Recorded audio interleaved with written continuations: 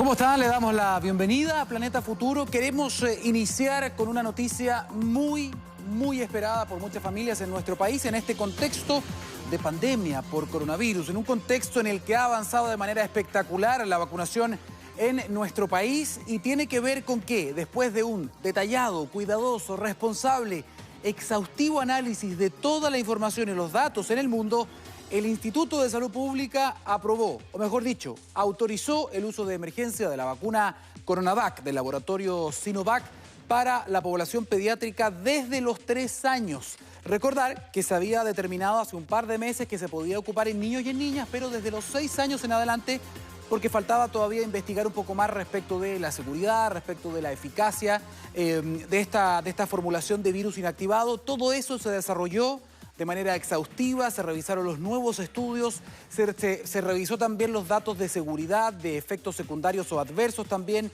que se han generado en China con esta misma vacuna, y tomando todos esos datos, el ISP entonces determinó que era, o que le daba luz verde a esta vacuna pediátrica. Hablamos de la vacuna CoronaVac, que ha sido además el pilar fundamental de la campaña de inmunización en nuestro país, junto con la vacuna de Pfizer, que por el momento sigue estando autorizada desde los 12 años en adelante. ¿Cuáles son los datos que tomó en consideración el Instituto de Salud Pública, sus especialistas, para entregar esta luz verde, esta vacunación en niños y niñas desde los 3 años, desde el próximo lunes?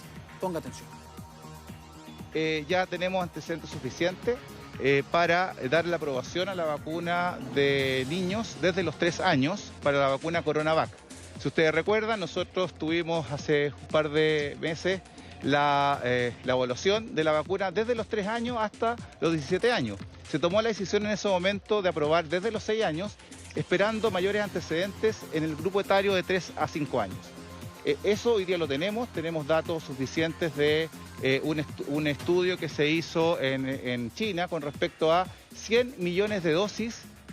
Esto es muy importante además porque el mismo director del Instituto de Salud Pública también destacó un punto relevante, y es que está comprobado, toda la evidencia hasta el momento sugiere que el sistema inmunitario de los niños reacciona con mucha más potencia a esta vacuna en cuanto a la cantidad o el título de anticuerpos. Por lo tanto, en los niños muy pequeños, lo que se ha demostrado con esta vacuna en particular es que dispara mucho los anticuerpos y reduciría, y esto tiene que comprobarse todavía en futuros estudios, pero reduciría, y esto es muy importante, la capacidad de contagio de los niños y niñas casi a 0, lo cual es muy buena noticia.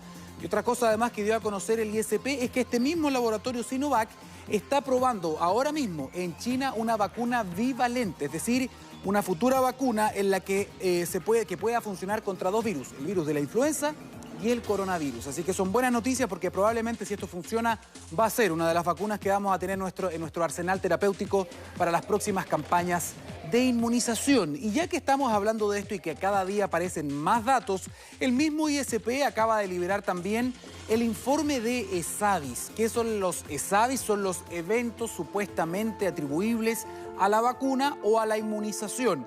Lo que mucha gente habla, por ejemplo, de efectos secundarios o eventos adversos. Bien, salió un informe oficial respecto de las dosis de refuerzo que vamos a revisar a continuación. ¿Cuál es la data? ¿Cuáles son los datos, los números? Veamos. Esto se hizo desde el 11 de agosto hasta el 13 de octubre con un universo de 4.028.473 dosis de refuerzo. ¿Con qué vacunas dirá usted? Bueno, con las que están permitidas: AstraZeneca, Sinovac y también Pfizer-BioNTech.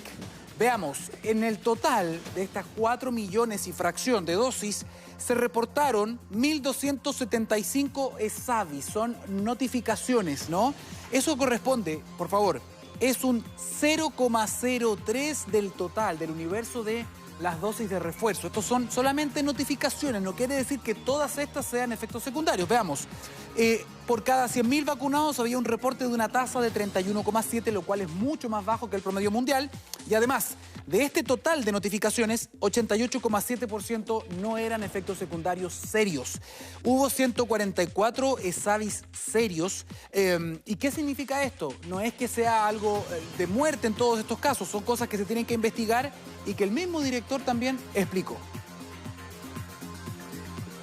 De repente hemos detectado casos donde te hablan de miocarditis, pero también hay antecedentes de soplo o de enfermedades cardiogénicas propias del paciente que en el fondo se le presentó esta miocarditis. Entonces hay mucha relación, muchas veces que tiene que ver con enfermedades de base o con historias clínicas o con incluso historias clínicas familiares y no necesariamente con la vacuna. Eso es lo que se le llama el evento que tiene coincidencia con la vacuna, pero no es conducente a la vacuna, ¿cierto?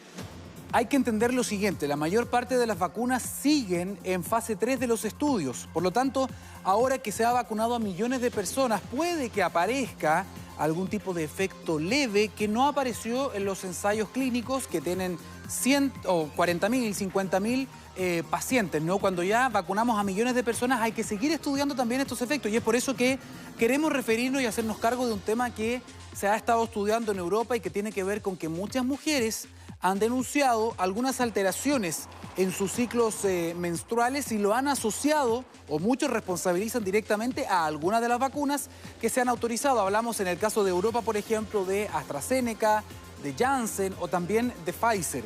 En Europa solamente han habido más de 16.000 notificaciones de mujeres, ojo, de cientos de millones de vacunados, pero 16.000 notificaciones de posibles problemas en ciclos menstruales a raíz o relacionados a la vacuna, más que causa asociados a la vacunación. Y esto se ha estudiado en detalle por los entes reguladores de Estados Unidos, la FDA, en Europa completo, la EMA, lo han hecho en Reino Unido con su propia agencia, lo hicieron en Dinamarca, también en España.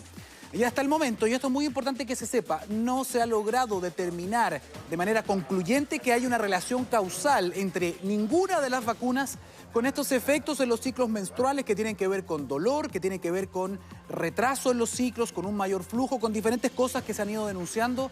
Y es por eso entonces que han sido súper categóricos. En Chile, justamente ahora, a raíz de esta investigación, también se hicieron cargo de esta posibilidad y de todos los reportes de ESAVIS, había 8 que tenían que ver con mujeres que decían que tenían o dolor o problemas con sus ciclos menstruales. Se investigaron todas ellas y nuevamente llegaron a la misma conclusión que en el resto del mundo. No hay ningún tipo de relación causal que se haya podido determinar entre la vacunación y algún tipo de trastorno en estos periodos o en estos ciclos menstruales. Lo que sí se ha sabido, por lo tanto, es que el 99% de estos reportes al mes siguiente, en el próximo ciclo, vuelven completamente a la normalidad, no tienen ningún tipo de problema. Y lo otro que ya está completamente descartado es que alguna de las vacunas pueda tener algún impacto en la fertilidad de las mujeres. Eso también se ha descartado por completo. Es más, ya se sabe que puede haber un montón de otros factores que influyen también en estos ciclos, pero por el momento se ha descartado que la vacuna sea al menos uno de ellos. Es lo que sugiere la evidencia hasta el momento.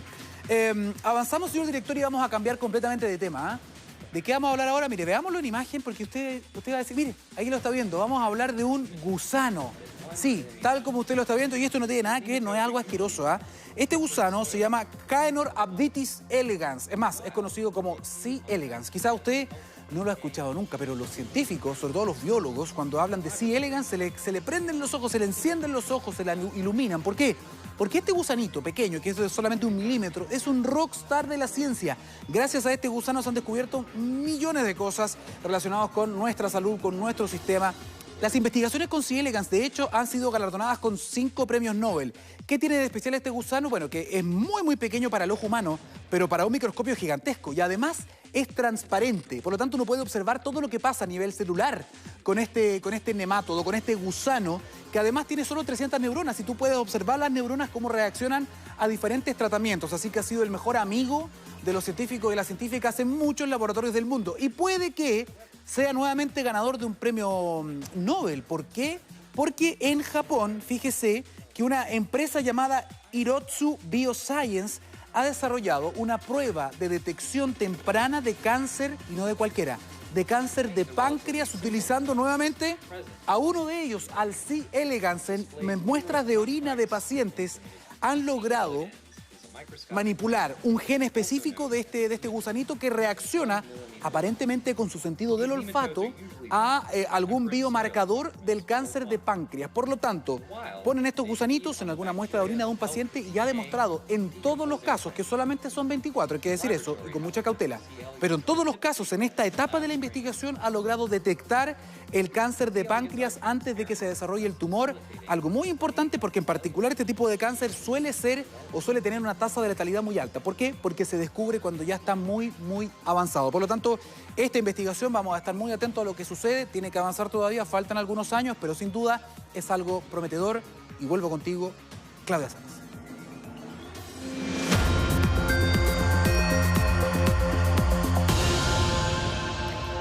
Muchas gracias, Daniel, y gracias a ustedes por acompañarnos en Mega Noticias Alerta. Nos reencontramos en un par de horas más con más informaciones. Que estén muy bien.